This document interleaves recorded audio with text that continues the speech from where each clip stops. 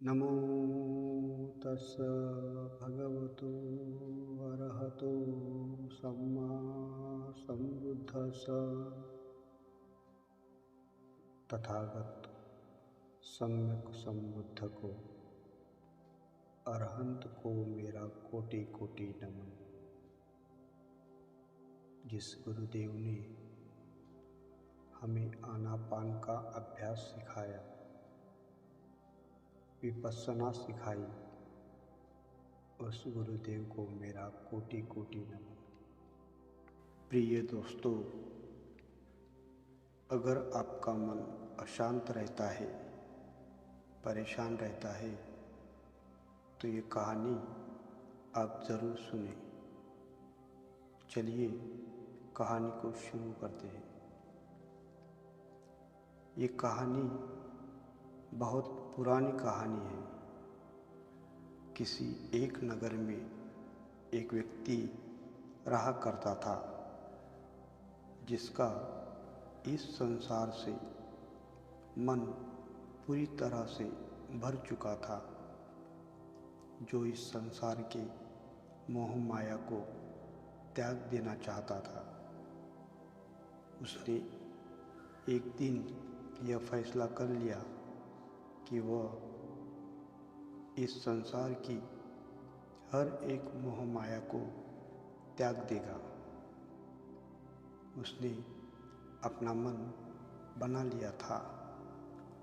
उस व्यक्ति ने सन्यासी का जीवन देखा था और उसने जब यह तय कर लिया था कि वह अब एक सन्यासी बनेगा, वह तुरंत अपने घर से निकलकर पास में रह रहे एक बौद्ध भिक्षु के पास जाता है और उनसे कहता है, हे गुरुदेव, मुझे एक सन्यासी का जीवन जीना है। मैं इस संसार के मोह माया को त्याग देना चाहता हूँ।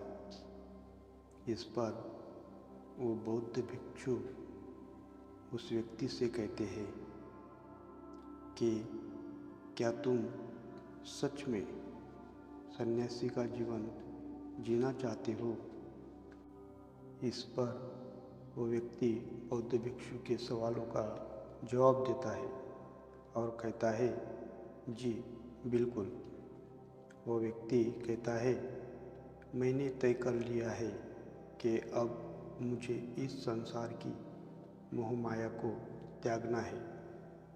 उस व्यक्ति की बात सुनकर बौद्ध भिक्षु कहते हैं, ठीक है, लेकिन तुम्हें मेरी एक बात माननी होगी। इस पर वह व्यक्ति कहता है, मैं आपकी सारी बात मानने को तैयार हूँ। इस पर वह बौद्ध भिक्षु उस व्यक्ति से कहते हैं, आज के बाद तुम मुझसे कभी भी नहीं मिलोगे। जब मुझे तुम्हारी ज़रूरत होगी तब मैं तुम्हें खुद ही बुला लूँगा। हमारे आश्रम में 1000 सन्यासी रहते हैं। तुम्हें भी उन्हीं की तरह आश्रम में रहना है और उन्हीं की तरह खाना खाना है, उन्हीं की तरह वस्त्र पहनना होगा और ठीक वैसा ही जीवन जीना होगा जैसा कि वो सभी जी रहे हैं। इस पर वह व्यक्ति कहता है कि ठीक है गुरुदेव, मैं तैयार हूँ। इतना कहकर वो व्यक्ति उस बौद्ध भिक्षु को प्रणाम करके वहाँ से सीधा आश्रम की ओर चला जाता है। आश्रम में जाने के बाद उसे रहने के लिए एक कमरा मिलता है। वहाँ जाकर वह व्यक्ति चुपचाप बैठ जाता है। आश्रम में रहने वाले सभी लोग उसे खाना बनाने का काम दे देते हैं। वह व्यक्ति उन 1000 सन्यासियों के लिए हर रोज़ खाना बनाने का काम करने लगता है। इसी तरह उसका जीवन व्यतीत होने लगा। उसे लगता था कि जब गुरुदेव को उसकी ज़रूरत होगी तब वो उसे बुला लेंगे। इसी इंतज़ार में वो व्यक्ति वहाँ रहने लग जाता है। वह सुबह से लेकर शाम तक केवल भोजन बनाने का ही काम करते रहता है। उसे ये काम करते करते धीरे धीरे 12 साल बीत गए थे। अभी तक वह बौद्ध भिक्षु ने उस भोजन बनाने वाले व्यक्ति को कभी भी नहीं बुलाया, लेकिन यह काम करते करते अब उस भोजन बनाने वाले व्यक्ति के मन में कोई भी विचार नहीं रह गए, ना ही कोई अड़चन और ना ही कोई समस्याएं उसके मन में पनप रही थी। 12 सालों के बाद वह बौद्ध भिक्षु अब बूढ़े हो चुके थे। उन्हें लग चुका था कि अब उनका अंतिम समय आ चुका है और उन्हें अपना एक उत्तराधिकारी चुनना होगा। इसलिए उन्होंने पूरे आश्रम में ये घोषणा करवा दी कि जो कोई भी मेरा उत्तराधिकारी बनना चाहता है वह देर रात मेरे कमरे के बाहर 4 पंक्तियाँ लिख कर जाए और उसे उन पंक्तियों में बताना होगा कि जीवन जीने का सही तरीका क्या है, इस जीवन को किस तरीके से जीना सही है, इस जीवन का सत्य लिखना होगा। लेकिन एक बात याद रखना, उसे खुद के अनुभव से लिखना होगा। किताब में कही हुई बातों को नहीं लिखना होगा या फिर कहीं से नकल मारकर नहीं लिखना होगा। जो भी यह बताने में सफल हो जाएगा वही मेरा उत्तराधिकारी होगा। आश्रम में जितने भी लोग रह रहे थे वह सभी उस बौद्ध भिक्षु को बहुत मानते थे। कोई भी उन्हें धोखा नहीं देना चाहता था। सभी भिक्षुओं के मन में यह चाहत थी कि वो उनका उत्तराधिकारी बने, लेकिन कोई भी यह काम नहीं करना चाहता था।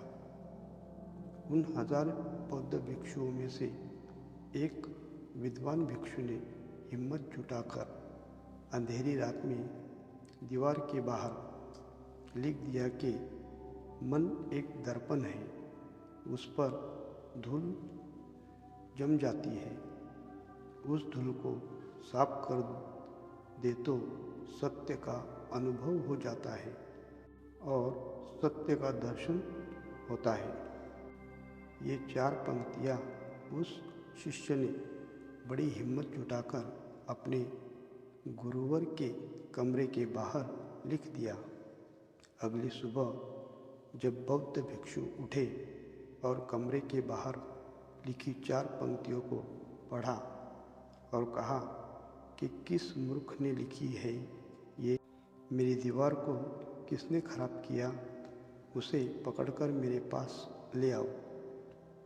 जब आश्रम में सभी लोगों ने पता किया तो पता चला कि वह विद्वान शिष्य उन पंक्तियों को लिखने के बाद रात्रि में ही उस आश्रम को छोड़ कर चला गया, क्योंकि यह विचार उसके अपने नहीं थे और विद्वान शिष्य ने जाते जाते अपने मित्रों से कुछ कह दिया था।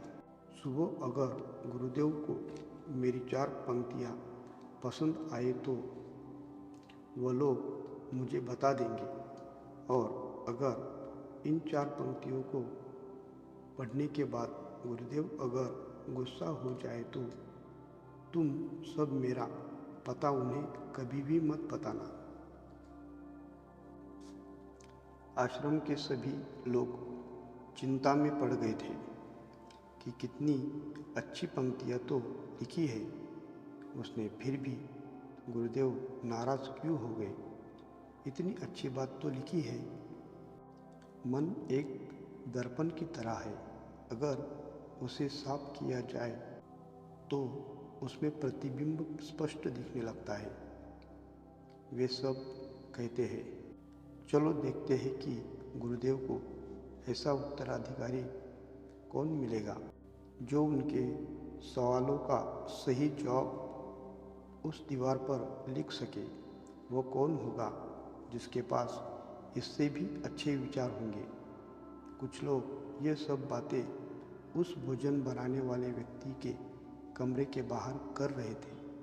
वह भोजन बनाने वाला व्यक्ति पूरी बात सुन लेता है और ज़ोर ज़ोर से हंसने लग जाता है।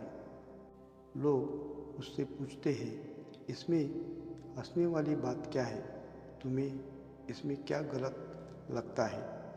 वह भोजन बनाने वाला व्यक्ति कहता है, गुरुदेव सही तो कह रहे हैं। किस नासमझ ने यह सब लिखा है? इस पर वैसे लोग गुस्सा हो ही जाते हैं और उस भोजन बनाने वाले व्यक्ति से कहते हैं कि तुम्हें क्या पता, तुम तो 12 सालों से सिर्फ भोजन बनाने का ही काम कर रहे हो। तुम्हें किस बात का ज्ञान है? ना तो तुम्हें शास्त्रों का ज्ञान है और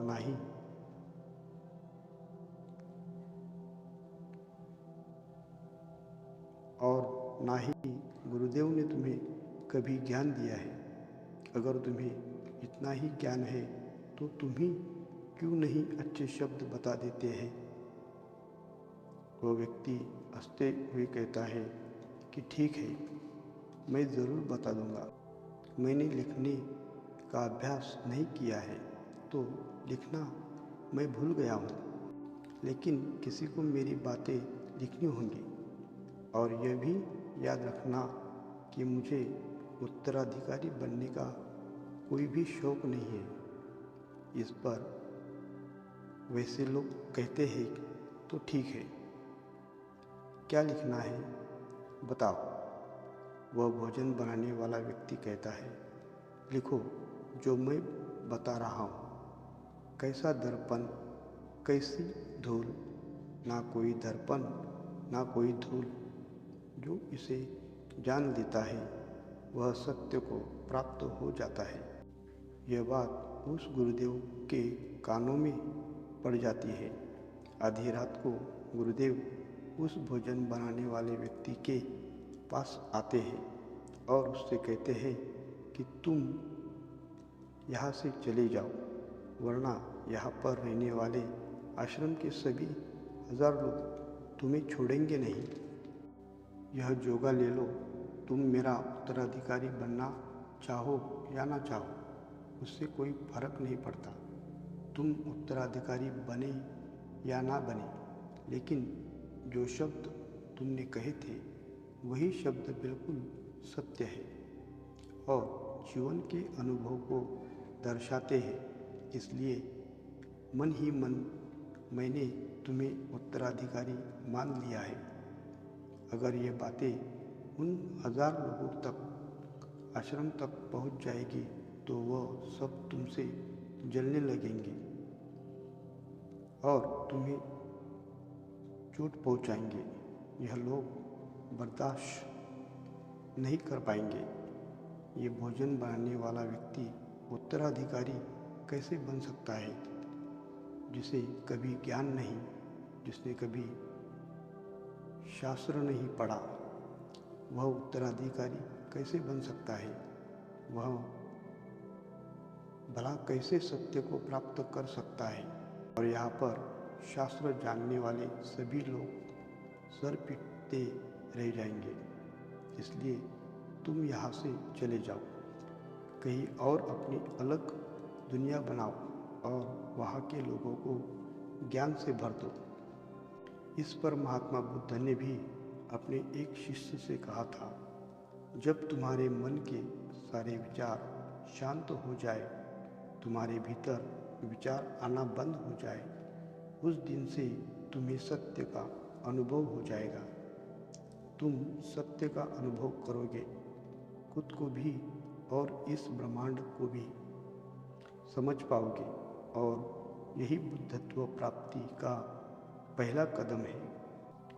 मन को शांत करने की पहली शिक्षा जो बौद्ध ग्रंथों में बताई गई है वो खुद के विचारों पर करना, इन्हें अच्छे से समझना कि आखिर अपने भीतर ऐसे कौन से विचार उत्पन्न हो रहे हैं, आपके अंदर आखिर क्या चल रहा है, उन्हें अच्छी तरीके से और जागरूकता से समझने की कोशिश करना, ना कि अपने विचारों को दबाने की कोशिश करना।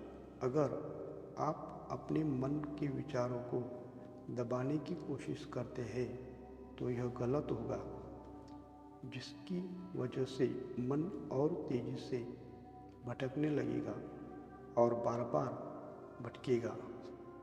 लेकिन जब भी आपको लगने लगे कि आपका मन बहुत तेजी से भटक रहा है तो तुरंत आप उस पर ध्यान देना शुरू कर देना। उसे जागरूकता के साथ देखें और अपने विचारों पर ध्यान दें। निरंतर प्रयासों के बाद आप पाएंगे कि आपके अंदर विचारों को जागरूक होकर देखने की एक आदत सी हो गई है। लेकिन उसी के साथ आप यह भी देख पाएंगे आपके मन में बुरे विचार अधिक उत्पन्न हो रहे हैं। आपके मन में जो भी विचार उत्पन्न हो रहे हैं वह सकारात्मक भी हो सकते हैं और नकारात्मक भी। उनसे आपको कोई भी छेड़खानी नहीं करनी है, बस आपको अपने प्रयास पर काम करते रहना है। लेकिन यह अभ्यास आप लगातार करते रहेंगे तो एक समय आने के बाद आप अपने विचारों को नियंत्रित करने में सफल हो जाएंगे और उसे रोक भी सकते हैं। तब जाकर आपको असली शांति और सुकून की प्राप्ति हो जाएगी। तब आपको किसी भी प्रकार की चिंता नहीं सताएगी, क्योंकि अपने खुद पर विजय प्राप्त कर लिए है। आप अपने विचारों को नियंत्रित कर सकते हैं। तब तक के लिए आप खुश रहे, सुखी रहे। सबका मंगल हो, सबका मंगल हो, सबका मंगल हो। धन्यवाद।